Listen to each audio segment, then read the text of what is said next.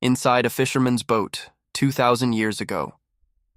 What was life really like on the Sea of Galilee in Jesus' time? Close your eyes for just a moment and imagine the smell of salt water mixed with fish scales, the sound of oars cutting through dark water before dawn, the weight of wet ropes in calloused hands, and the silence of a lake so vast it felt like the edge of the world. This was not a romantic life. This was not a life of leisure. This was survival, day after day, season after season, on a body of water that could be perfectly calm at sunrise and violently dangerous by noon. And yet, for the men who lived it, this lake was everything.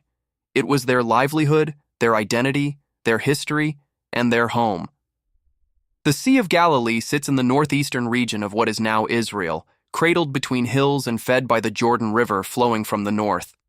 In the 1st century, the Romans called it Lacus Genesarethus. The Jewish people called it Kinneret, a name that echoed the shape of a harp in the Hebrew tongue. It stretched roughly 13 miles from north to south and about 8 miles at its widest point, sitting nearly 700 feet below sea level, which made it one of the lowest freshwater lakes on Earth. And because of that unusual geography, surrounded by hills that funneled winds down from the north and northwest, the lake was notorious for sudden, violent storms that seemed to appear from nowhere. 1 hour the surface was like polished bronze, reflecting the amber light of late afternoon. The next, white-capped waves were crashing over the bow of a small wooden vessel and threatening to swallow everything. For a fisherman in the time of Jesus, this lake was not just a workplace. It was a living thing. It had moods. It had patterns. It had secrets that only years of experience could begin to unlock. And the men who spent their lives on its waters understood it in ways that no outsider ever could. The story of Simon, a fisherman from the village of Bethsaida on the northern shore of the lake, is not a famous story. His name was not recorded in any scroll or inscription that survived the centuries. But his life, his routines, his struggles, and his daily rhythms were almost certainly shared by thousands of men just like him who worked these waters during that era. To understand what life was like inside that fisherman's boat 2,000 years ago, we have to understand Simon and the world that shaped him. Simon was born into fishing the same way other boys were born into carpentry or pottery. It was not a choice so much as an inheritance. His father had been a fisherman. His grandfather had been a fisherman. The lake had fed his family for generations, and when Simon was old enough to sit still without capsizing a boat, he was brought along for the first time, wrapped in a rough woolen cloak against the pre-dawn chill, his small hands gripping the wooden gunwale as the vessel pushed off from the rocky shore in the darkness before sunrise. He did not catch anything that first morning. He mostly stayed out of the way and watched, wide-eyed, as his father and uncle worked with a practiced efficiency that seemed almost magical to the boy. Every motion had a purpose. Every coil of rope, every adjustment of the net, every quiet instruction exchanged between the men in low voices was part of a system that had been refined over hundreds of years. By the time Simon was 12, he could throw a circular cast net with enough accuracy to cover a school of tilapia in shallow water. By the time he was 16, he could read the surface of the lake well enough to know where the fish were likely to be gathering beneath. And by the time he was 20, he was a full partner in his family's operation, hauling nets, repairing gear, negotiating with the fish merchants at the market in Magdala, and paying taxes to the Roman toll collectors who stationed themselves at the docks to take their share of every catch. The boat itself was the center of Simon's working world, and it is worth pausing here to describe it in detail, because the image most people carry in their minds of an ancient fishing vessel is vague at best and completely wrong at worst. We know a great deal about these boats today because of a remarkable discovery made in 1986. When a severe drought dropped the water level of the Sea of Galilee and exposed the hull of a first-century fishing vessel buried in the mud of the northwestern shore near Kibbutz Ginnasar. The boat was excavated by archaeologists in a painstaking operation that became known around the world, and it now rests in a climate-controlled museum at the kibbutz, where visitors can walk around it and stand in its presence across 2 millennia of silence. The ancient boat, sometimes called the Jesus boat, though there is no evidence connecting it directly to any historical figure, measures about 27 feet long and 7.5 feet wide. It was built from at least 12 different types of wood, which tells us something important about the economics of boat building in that era. Wood was expensive and not always easy to obtain in the region around the lake, where forests had already been significantly depleted by centuries of construction and fuel use. Boat builders worked with whatever they could get, patching and reinforcing with different species as needed, making each vessel a kind of patchwork of practical decisions. The boat had a mast step, indicating it carried a sail, and it had room for a crew of 5, 4 rowers and a helmsman at the stern. The hull was flat-bottomed enough to be launched from shore without a deep-water dock, which was essential given the rocky, irregular coastline of the lake. For Simon and his partners, the boat was not just a tool. It was a significant investment, probably the most valuable thing his family owned. Maintaining it was a constant responsibility. Every day after a fishing expedition, the nets had to be cleaned of debris and spread out to dry on the shore to prevent rot. The ropes had to be inspected for fraying. The hull had to be checked for leaks and caulked when necessary, using a mixture of pitch and organic material that had to be reapplied regularly. The sail, made of rough linen, could be torn in a storm and had to be mended with needle and thread that cut into already calloused fingers. Nothing about this life was passive. Every single day demanded physical labor and constant attention to the equipment that stood between survival and disaster. The fishing itself followed rhythms dictated by the lake, the seasons, and the species being targeted. The primary fish of the Sea of Galilee in the 1st century were several types that remain in the lake today. The musht, a large cichlid sometimes called tilapia, and now often marketed as St. Peter's fish in restaurants around the lake. The baini, a type of barbel that was highly valued for its taste. And the sardine, a small silver fish that traveled in enormous schools and was typically caught by net in large quantities and then preserved in salt or garum, the fermented fish sauce that was a staple condiment across the Roman world. Different species required different techniques and different hours of work. Tilapia were often caught during the day in shallow water near the shore using a circular cast net, a skill that required the fisherman to wade into the water up to his knees or waist, read the surface for signs of fish below, and then spin and release the weighted net in a wide, perfectly flat throw that spread it across the water like a falling flower before sinking and trapping whatever was underneath. This sounds simple. It was not.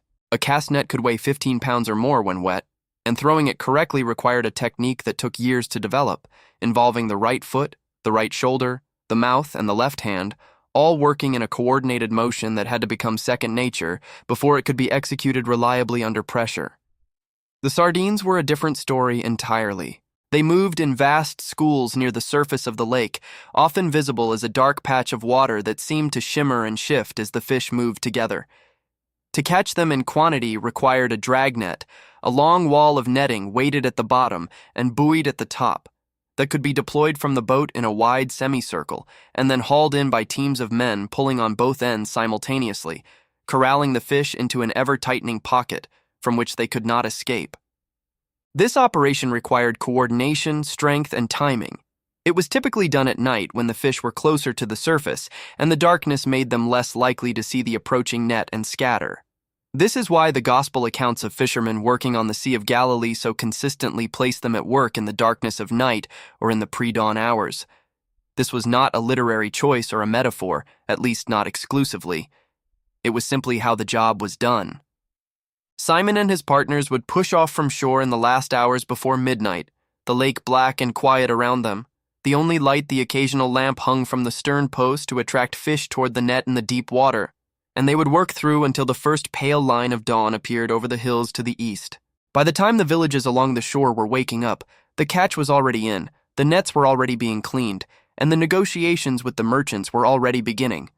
Check right now if you are already subscribed to this channel, because here you will find stories that take you inside worlds most people never imagined they could enter. Every week we go deeper, further back, and closer to the human truth of history than anywhere else. Subscribe now before the next video arrives and you miss being the first one there. The market at Magdala, located on the western shore of the lake, was the commercial heart of the fishing industry in this region during the 1st century. Magdala, known in Hebrew as Migdal Nunaya, meaning Tower of Fish, was a prosperous town built around the processing and trading of fish products. Archaeological excavations at the site, which have accelerated dramatically in recent decades, have revealed the remains of stone pools where fish were held alive after being caught, large basins where they were salted and processed, and warehouses where the finished product was stored before being loaded onto carts and transported throughout the Roman province of Galilee and beyond. Fish from the Sea of Galilee found their way to Jerusalem, to the coastal cities of Caesarea Maritima and Joppa, and through the vast network of Roman roads to markets across the empire. For Simon, a trip to Magdala meant more than selling fish. It meant navigating a complex social and economic landscape that was layered with tension. The Roman Empire had imposed a system of taxation on the fishing industry that operated at multiple levels simultaneously. There were taxes on the catch itself, taxes on the use of the lake for fishing, and tolls collected at the docks and at checkpoints along the roads. The men who collected these taxes were a despised figure in Galilean society, the toll collector, or publican in the Latin terminology, who often worked not directly for the Roman government, but as a private contractor who had purchased the right to collect taxes in a given area and then kept whatever he could extract above the official rate as his personal profit. This system was inherently exploitative, and it made toll collectors wealthy at the direct expense of fishermen and merchants who had little recourse against them. Simon paid these taxes because he had no choice, but every time he counted out the coins into the hand of the man at the dock, he felt the weight of a system designed to extract wealth from people who had almost nothing to spare. A bad season on the lake, 2 or 3 weeks of storms that kept the boats from going out, or a sudden decline in fish in one part of the lake could be enough to push a family from subsistence into debt. And debt in the first-century Roman world was not an abstraction. A man who could not pay his debts could lose his boat, which meant losing his livelihood, which meant losing everything. This constant economic pressure was the backdrop against which Simon lived his daily life. He was not a desperate man in the way that a man with nothing is desperate. He had a boat, he had skills, he had partners, and in most years he had enough to feed his family and meet his obligations. But the margin was thin.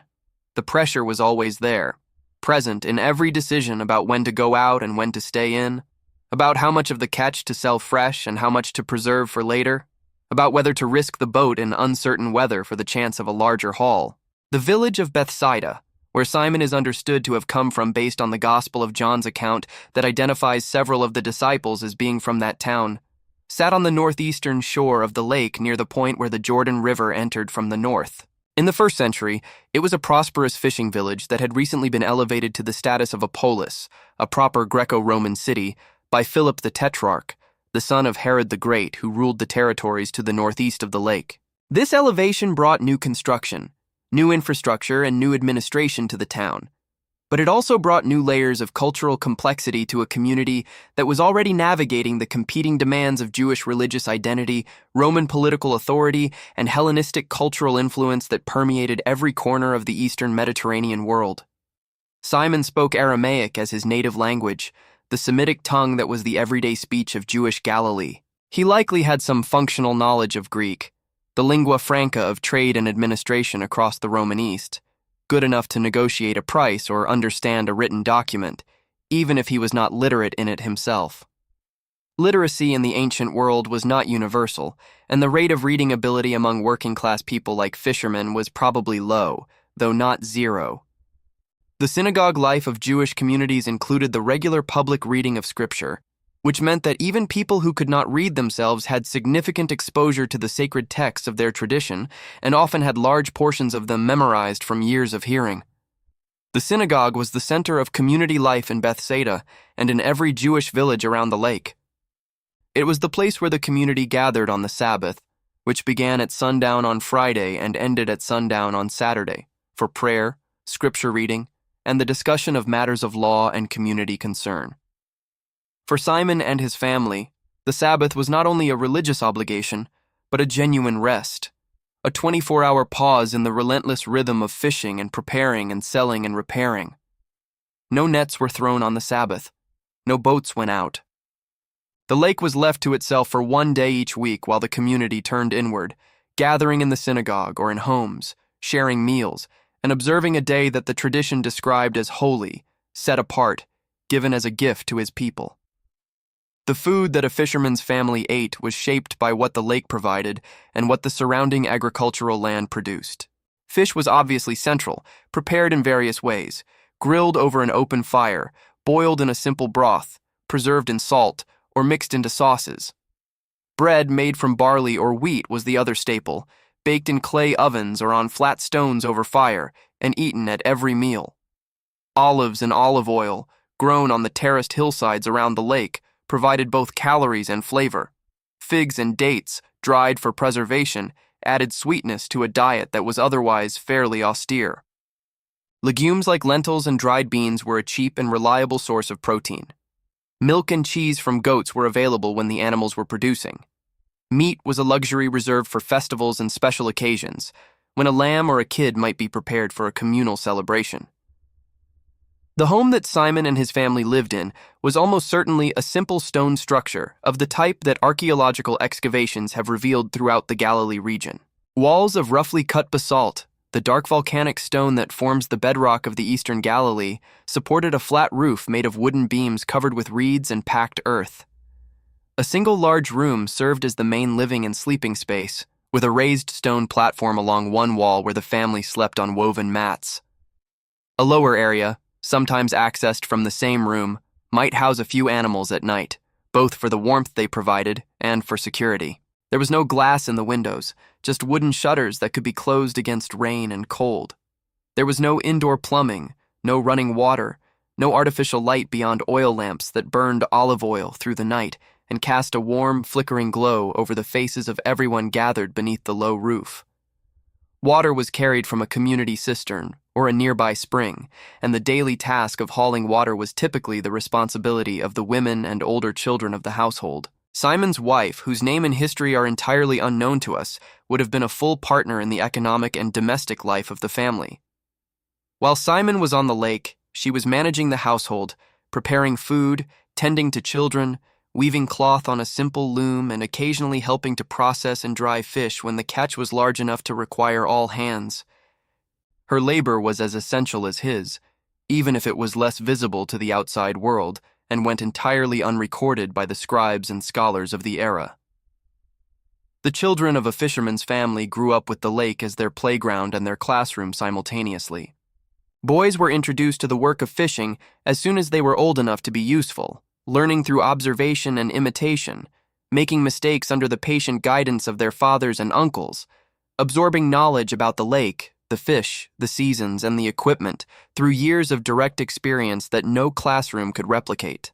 Girls learned the skills of household management from their mothers, from preparing food and managing water and fiber to the complex social navigation of community relationships that was essential for a family's standing and survival in a small, tightly interconnected village. The world beyond the village was not entirely distant from Simon's daily awareness. Caravans passed along the roads that ran near the northern shore of the lake, carrying goods between Damascus in the northeast and the Mediterranean coast to the west. Roman soldiers were a visible presence, stationed at the fortified positions that controlled key roads and passes in the region. Traveling teachers and preachers moved through the Galilean countryside with some regularity, stopping in villages to speak in synagogues or in open spaces outside the gates.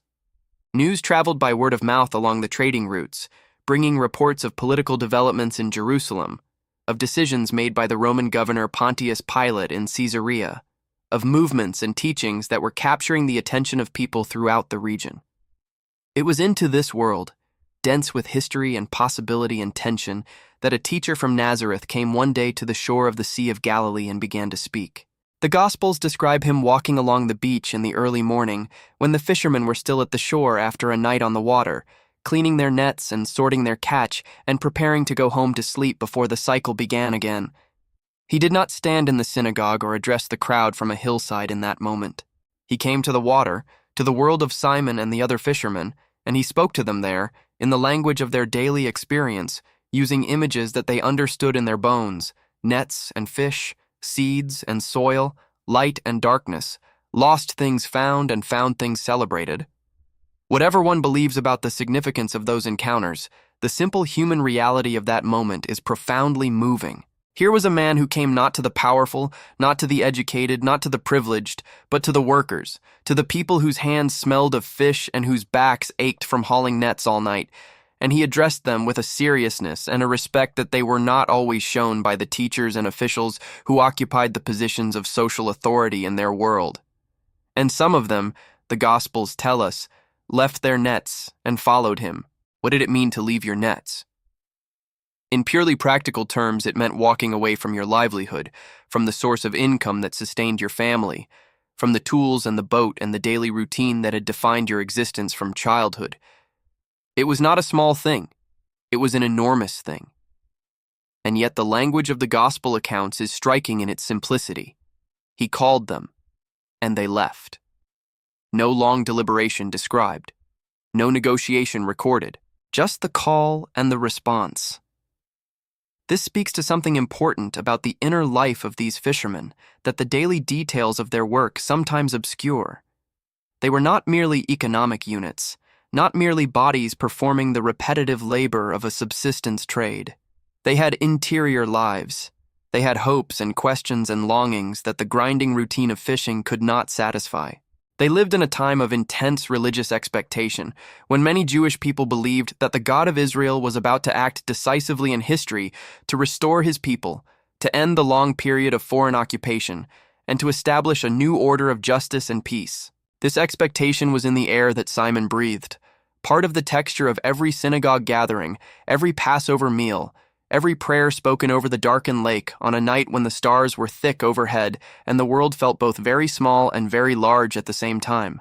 If you have made it this far into the story, drop a comment right now that says, "I felt this," because the kind of person who stops to truly understand the lives of people who lived 2,000 years ago is rare, and you deserve to be recognized. Leave that comment right now. The lake itself seemed to participate in that tension.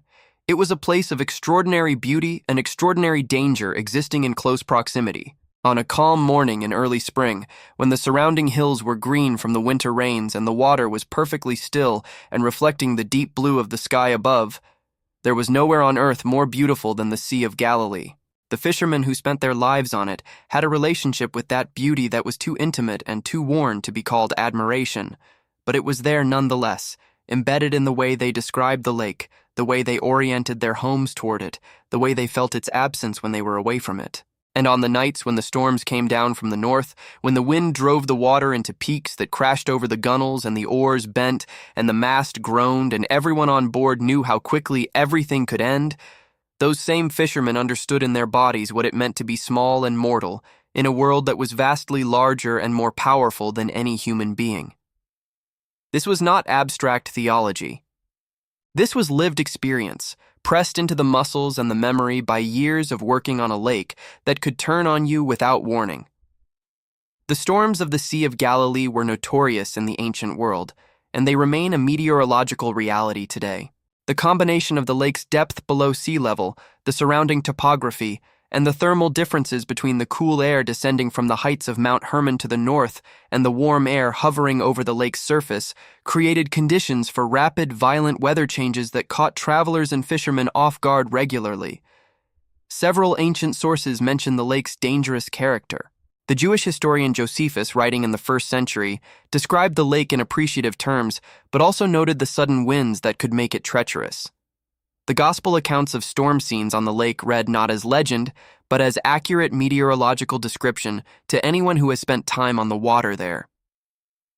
A fisherman caught in one of those storms had to make fast, critical decisions with very little information and very little time. If he was near shore, he could row hard for land and beach the boat. If he was in the middle of the lake, he might have to take down the sail and row with the oars angled to keep the bow into the waves and prevent the boat from rolling over into a broadside. The flat-bottom design of the Galilean fishing vessel helped in some ways, giving it a lower center of gravity than a deeper-keeled boat, but it also made it vulnerable to being swamped in large wave action. Every storm was a negotiation between the fisherman's skill, the boat's resilience, and the lake's will. The men who survived those storms and lived to fish another season accumulated a kind of authority that was recognized by their communities. Experience on the water was not just a practical qualification.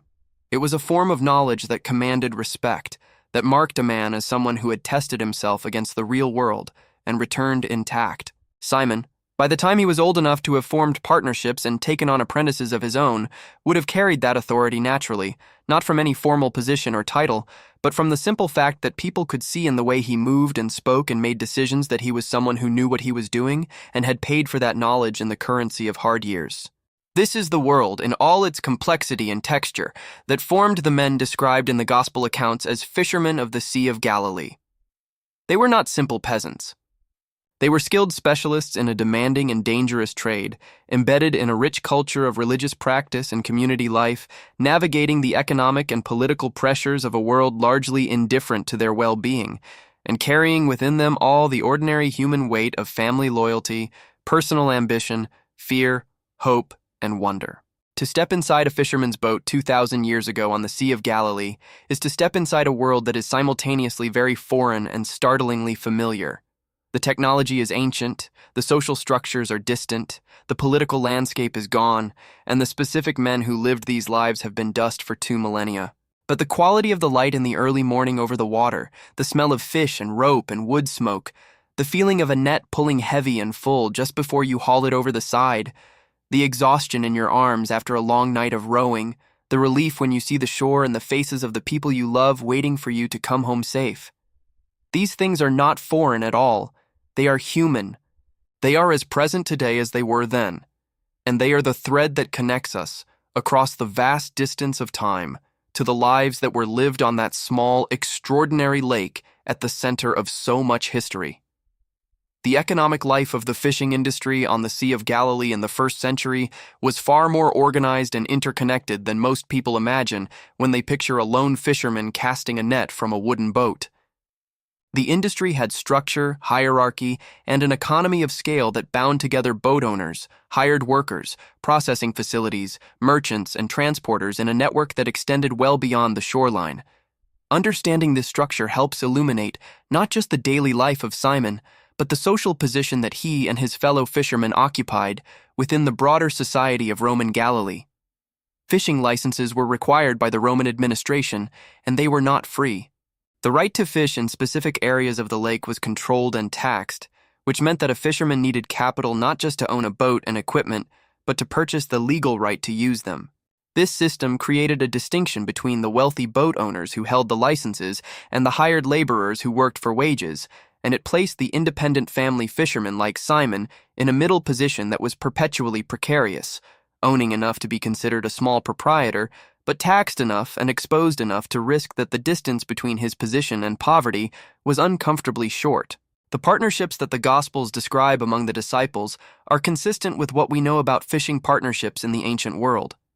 Partners shared the boat, the equipment, the licenses, and the proceeds. They also shared the risks and the losses. A bad season affected all partners equally. A storm that damaged the boat was a problem for everyone who held a share in it. These partnerships were often family-based, which meant they were also deeply personal, bound up in relationships of kinship and loyalty that made the economic arrangement inseparable from the emotional and social fabric of the participants' lives. The fish merchants who bought the catch at the dock occupied a higher rung in the social hierarchy than the fishermen themselves. The merchants had capital, connections, and the ability to move product along trade routes that the fishermen could not access directly. They often worked in advance, lending money to fishermen at the beginning of the season to be repaid in fish at the end. A system that gave the fishermen liquidity when they needed it, but also bound them into relationships of debt and obligation that limited their freedom to negotiate. A fisherman who owed a merchant money could not easily walk away from an unfavorable price. He was locked in by his own need, and the merchant knew it. The salt processing facilities at Magdala and at other points around the lake transformed the perishable daily catch into a storable commodity that could be traded across long distances. Fish were preserved by layering them in large clay vessels with alternating layers of salt, a simple technology that was extremely effective and that had been in use throughout the Mediterranean world for centuries. The resulting preserved fish could remain edible for months and could be transported over the Roman road network to markets that had no direct access to the lake. This trade gave the fishing industry of the Sea of Galilee a reach and an economic significance that far exceeded what the small size of the lake might suggest. The quality of the fish mattered greatly in this trade, and experienced fishermen developed strong opinions about which techniques and which seasons produced the best quality product. Tilapia caught in warm water tended to be softer and less desirable for preserving. Barbel caught in the cooler deep water of the lake during winter were firmer and kept better. Sardines were best processed immediately after catching, before any deterioration could begin, which meant that the work had to follow the fishing as quickly as possible, with no delay allowed for rest or other tasks. Check right now if you are already subscribed to this channel, because we bring stories like this one every single week. Stories that transport you into the living past and let you walk beside the people who built the world you inherited. The subscribe button is right there waiting for you. The religious dimension of a fisherman's life in first-century Galilee was not separate from the economic and physical dimensions. It was woven through everything. The Jewish calendar structured the year in ways that had direct practical consequences for the fishing industry. The Sabbath meant no work one day in 7. The major festivals, Passover in the spring, Shavuot in early summer, Sukkot in the fall, and several others, meant periods of heightened religious obligation, family gatherings, and in many cases pilgrimages to Jerusalem that could take a fisherman away from the lake for days or weeks at a time. These religious obligations were not experienced as burdens by most Jewish people of the period. They were the structure of meaning within which daily life made sense, the framework of time and practice that connected the individual to the community and to the traditions of his ancestors. The dietary laws that governed what could and could not be eaten also had direct relevance for fishermen. Fish with fins and scales were considered acceptable under the laws of Leviticus and could be eaten freely. This covered the primary species of the Sea of Galilee, including tilapia, barbel, and sardines. The dietary laws reinforced a sense of distinctiveness and identity that was central to Jewish community life in an era when Hellenistic and Roman cultural influences were constantly pressing against the boundaries of traditional practice. Prayer was part of the daily rhythm of life in ways that require some imagination to appreciate today. The Jewish tradition of the first century included structured prayers at specific times of day. Morning prayers upon rising, prayers before and after meals, prayers at set times throughout the day corresponding to the divisions of the Roman hour, and evening prayers at sundown. For a fisherman who spent much of his night on the water and his morning at the dock, these prayers were woven into the fabric of work and rest in ways that did not require a formal setting or a special occasion. A man could pray while throwing a net or while pulling an oar, the words of the Psalms or the traditional blessings flowing naturally, as breath flows naturally, not separating the sacred from the ordinary, but refusing to recognize a meaningful distinction between the two in the first place. The Psalms were particularly alive in the world of the fisherman because so many of them dealt in images and emotions that mapped directly onto his daily experience. Ancient texts described those who go down to the sea in ships and do business on great waters, who see the works of the Lord and his wonders in the deep, whom he raises up from the storm and brings safely to harbor. These were not metaphors to a fisherman. These were descriptions of things that had happened or might happen, drawn from a real body of human experience that he shared with the ancient poets who had written those words centuries before him. The scriptures were not distant sacred documents to be approached with reverence from a careful distance. They were a living language that described the world he actually inhabited. The social hierarchy within the fishing community itself was informal but real. The most experienced fishermen commanded respect and deference from the younger and less skilled. Decisions about when to go out, where to fish, and when to return were typically made by the senior partner, drawing on years of accumulated knowledge that no amount of enthusiasm could substitute for. Disputes between partners about the division of profits or the allocation of work were settled by negotiation and by the social pressure of the community, where a man's reputation for fairness and reliability was a genuine asset that took years to build and could be damaged permanently by a single act of dishonesty. Women occupied a complex position in this fishing world. They were not typically on the boats, but they were essential to the operation of the fishing household in ways that made them indispensable economic contributors, even if they were largely invisible to the official record. Wives and daughters processed fish, repaired nets, managed the household finances, negotiated with local merchants, and provided the social foundation that held the extended family networks of the fishing community together. The woman described in the Gospel of Mark as Simon's mother-in-law, who is healed of a fever in the account and then immediately begins serving the gathered group, is a figure whose reality is entirely consistent with what we know about the role of women in households of this type: fully present, fully active, and central to the functioning of everything, even when not named. Children in a fishing household grew up quickly by the standards of modern childhood. Boys as young as 6 or 7 were given tasks to perform: carrying water, sorting fish, running messages between partners, watching the shore for signs of approaching weather. By 10 or 12, many boys were regularly accompanying the men on fishing expeditions, learning the practical skills of the trade through immersion rather than instruction. The formal education available in the village synagogue, where boys learned to read and recite scripture under the guidance of the local teacher, coexisted with this practical education in a way that gave children of the fishing community a dual curriculum: the sacred texts of their people's history and the physical skills of their trade, both considered equally important for the formation of a full human being. The elders of the fishing community carried authority not just through age, but through memory. They were the repositories of accumulated knowledge about the lake: where the deep pools were that held fish in summer, which sections of the shore were dangerous in northwestern winds, where the freshwater springs entered the lake from the western hills and attracted fish year-round, which seasons had historically been most productive and which least. This knowledge was transmitted orally, from father to son and from master to apprentice, in the same way that all practical knowledge was transmitted in a world without technical manuals or written instructions for most of the skills that sustained daily life. The relationship between the fishing communities of Galilee and the broader political world of the Roman Empire was one of managed coexistence shadowed by constant tension. The Romans were not personally hostile to the fishermen in most cases. They were simply extractive, taking taxes and maintaining order according to their own priorities, and leaving the local population to manage their internal affairs as long as no threat to Roman authority emerged.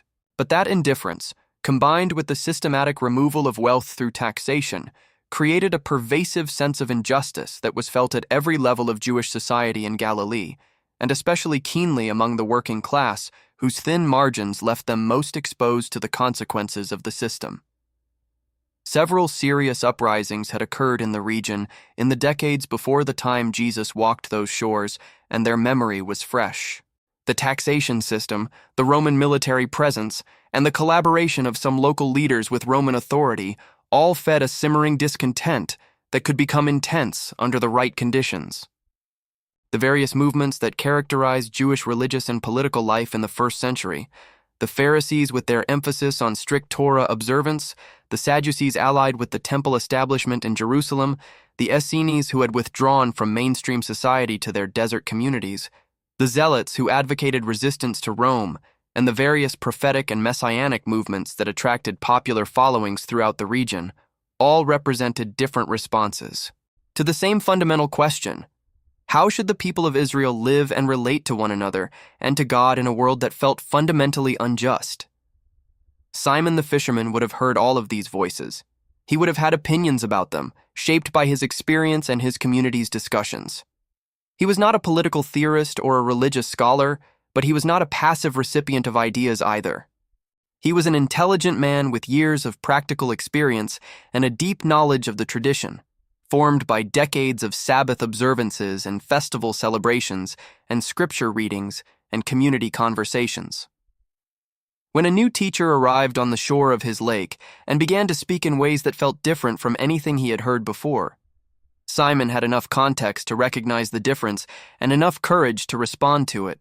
The Gospels describe Simon as impulsive, passionate, sometimes mistaken, but also capable of extraordinary moments of insight and loyalty. These are not the characteristics of a simple man. They are the characteristics of a complex man who had been formed by a demanding life in a demanding world, who carried both the strengths and the vulnerabilities of that formation, and who was somehow, in the middle of all of it, open enough to be changed by what he encountered. That openness, that capacity for transformation in the middle of a life already fully formed, is perhaps the most striking thing about Simon's story, and the thing that connects it most directly to anyone who hears it across the millennia. He was not a young man starting out with everything still ahead of him when he made the choices that defined his later life. He was a mature fisherman with a family, a business, a community, and a history, and he was still capable of beginning again, still capable of being surprised, still capable of discovering that the world was larger than his experience of it had led him to believe. The archaeology of the Sea of Galilee region has accelerated dramatically in the modern era and continues to produce discoveries that reshape our understanding of life in that time and place. The excavation of the ancient boat at Genesar was only the most dramatic of a series of finds that have given historians and archaeologists an increasingly detailed picture of first-century Galilean life. The excavation of Magdala, the ancient fish processing town on the western shore, has been particularly significant, uncovering not only the commercial infrastructure of the fishing industry, but also a remarkably preserved first-century synagogue with a carved stone reading table that may be the oldest synagogue artifact ever found. The synagogue at Magdala was in use during the time that Jesus is described as teaching in the synagogues of Galilee, which means that the people who prayed and listened in that building were contemporaries of the events described in the Gospels, ordinary people going about their ordinary lives in the midst of what would become one of the most consequential moments in human history. The fishing industry itself has left traces beyond the boat and the processing facilities. Weights from ancient nets have been found scattered across the lakebed and along the shoreline. Small, carefully shaped pieces of lead or stone with holes drilled through them so they could be tied to the bottom edge of a net at regular intervals. These simple objects, each one made by hand by someone 2,000 years ago who needed it to work correctly or the net would not sink properly, are intensely human artifacts. Someone made them carefully, someone used them regularly. Someone perhaps lost them one night when a storm came up faster than expected, and everything went into the water. The fish hooks found at various sites around the lake tell a similar story. Cast from bronze or iron, shaped into the familiar curve that has not changed fundamentally across 3,000 years of fishing technology, each hook represents a decision made by a craftsman about how large and how pointed and how curved the hook needed to be to catch the fish it was designed for. The knowledge embedded in that decision, accumulated over generations of fishing and passed from craftsman to craftsman, is a kind of intelligence that formal history rarely acknowledges, but that was absolutely essential for the survival of the communities that depended on it. The ceramic evidence from sites around the lake includes the large storage vessels used for preserved fish, the cooking pots used to prepare fish for meals, the oil lamps that provided light inside the boats and inside the homes, and the various domestic vessels that ordinary households used for storage, cooking, and eating.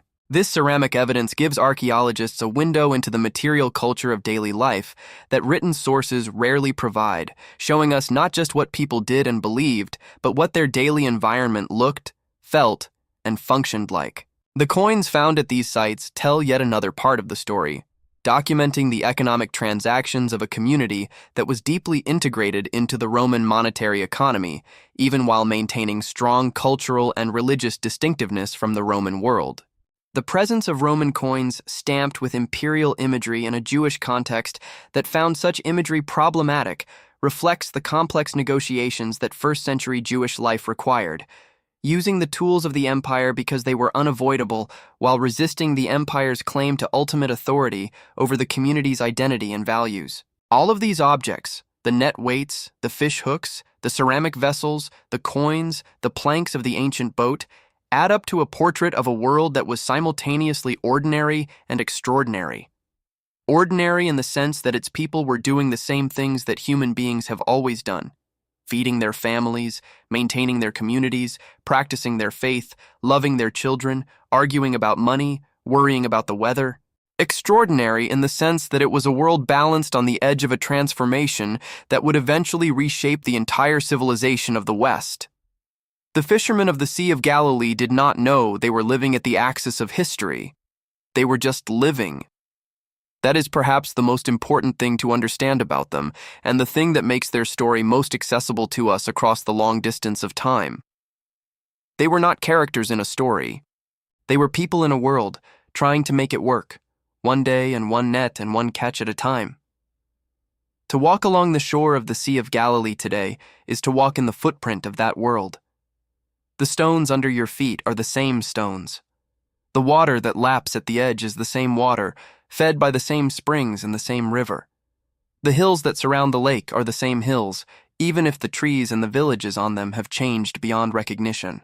The light in the early morning, when the mist is still on the water and the eastern hills are beginning to catch the first color of sunrise, is the same light that fell on the hands and faces of men who have been gone for 2,000 years. Inside a fisherman's boat 2,000 years ago, that light was just the beginning of another day of work. For us, looking back from the distance of centuries, it is something more, a doorway into a world that is gone but not entirely lost, a world that shaped the history we live in, carried forward in the words and the stories and the faith of the people who inhabited it and who, in their ordinary lives, made something that has endured far longer than any of them could have imagined. The seasons on the Sea of Galilee imposed their own discipline on the fishing community. Winter, from roughly November through February, brought the heaviest rains and the strongest winds, making extended fishing expeditions genuinely hazardous and the work of maintaining equipment both more urgent and more difficult. The lake level rose with the winter rains, covering familiar landmarks on the shore and changing the character of the shallows where cast net fishing was done in the warmer months. Cold water temperatures drove some species into the deeper parts of the lake and pushed others toward the surface in ways that an experienced fisherman learned to anticipate and follow. Spring was the most productive season for many types of fishing, as warming water temperatures activated the fish and drove them into the shallows to feed in great numbers. The tilapia spawning season in late spring brought enormous concentrations of fish into the bay areas of the lake, where they could be taken in large numbers with relatively modest effort. A good spring season could provide enough surplus fish, either sold for cash or preserved in salt, to carry a family through the leaner months that followed. The anticipation of spring was therefore one of the great emotional rhythms of the fisherman's year, a season looked forward to across the long cold weeks of winter with a hope that was both practical and almost spiritual in its intensity. Summer brought different challenges. The hot, dry air of the Galilean summer heated the lake's surface water to temperatures that drove many of the best eating fish into the deeper, cooler parts of the lake where nets could not easily reach them. The sardine schools, however, remained accessible near the surface at night, and summer was the primary season for the large-scale dragnet operations that brought in the greatest volumes of fish for processing and preservation. Night fishing on a warm summer lake, under a sky filled with stars and with the hills a dark outline against the deep blue of the horizon, had a quality that even the most experienced fishermen could not be entirely indifferent to. Autumn was a time of preparation and transition, as the summer heat gradually gave way to the first hints of the coming winter. Fish that had spent the summer in deeper water began moving toward the shallows again, and the catch per effort improved noticeably. The autumn festivals, particularly Sukkot, the Feast of Booths, brought the fishing community together in a communal celebration that mixed religious observance, family reunion, and the practical business of preparing for the harder months ahead. Temporary shelters were built in gardens and on rooftops, echoing the dwelling places of the ancestors in the wilderness, and families gathered to eat and pray and tell stories under the open sky. These seasonal rhythms gave the fisherman's year a structure that was both physical and emotional, both practical and meaningful. The lake's moods tracked the calendar in ways that the community had learned to read over generations, and that reading was itself a form of wisdom that connected the living to the dead who had read the same signs before them. When Simon looked at the color of the water in late afternoon and felt the shift in the wind that meant a front was coming in from the northwest, he was not just performing a meteorological calculation.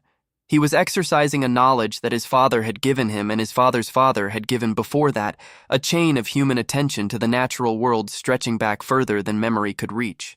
The boats that went out together often carried members of different families, creating webs of obligation and loyalty that extended beyond the immediate household and shaped the social character of the village as a whole. A fisherman who rescued another fisherman from a swamped boat in a sudden storm created a bond that both families would feel for generations. A partnership that had lasted 30 years through seasons of plenty and seasons of near ruin had an intimacy that was difficult to distinguish from kinship. The fishing community was not just a group of individuals who happened to work the same lake. It was a community in the deep sense, a network of relationships formed and tested by shared experience, shared risk, and shared dependence on the same piece of water that could give life or take it without warning. The religious practice of this community was not just institutional, not just a matter of attending the synagogue on the Sabbath and observing the festivals. It was personal, woven into the fabric of daily experience in ways that made it impossible to separate from the rest of life. A fisherman who survived a genuinely dangerous storm did not simply feel fortunate.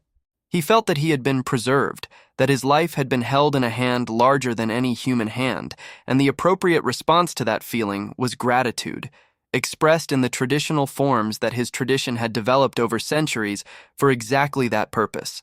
A blessing spoken, a psalm recited, a promise made to give something back to the community in acknowledgement of what had been given. The language of the Psalms in particular provided a vocabulary for experiences that ordinary human language was not adequate to express. The combination of terror and relief that came with surviving a storm, the exhaustion and gratitude of a successful all-night fishing expedition, the quiet beauty of the lake at dawn after a long night's work, all of these had echoes in the ancient poetry that Simon had been hearing since childhood, and the ability to reach for that language in moments of intense experience was a gift that his tradition had given him, a way of connecting the personal and immediate to something universal and timeless. It is this connection between the ordinary daily life of fishing and the larger framework of meaning within which that life was lived that makes the world of the first-century Galilean fishermen so profoundly interesting to anyone who takes the time to understand it. These were not primitive people living a simple life. They were sophisticated participants in a rich tradition, embedded in a complex society, navigating real and serious challenges with intelligence and courage, and a depth of inner life that the surfaces of their daily existence only partially revealed.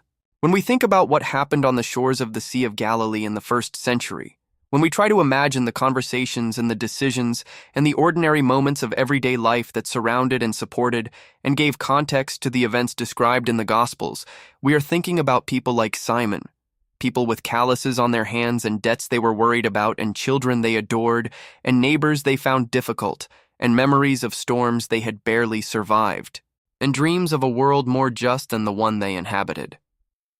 People, in other words, very much like us, separated by 2,000 years of history but connected by everything that makes us recognizably human.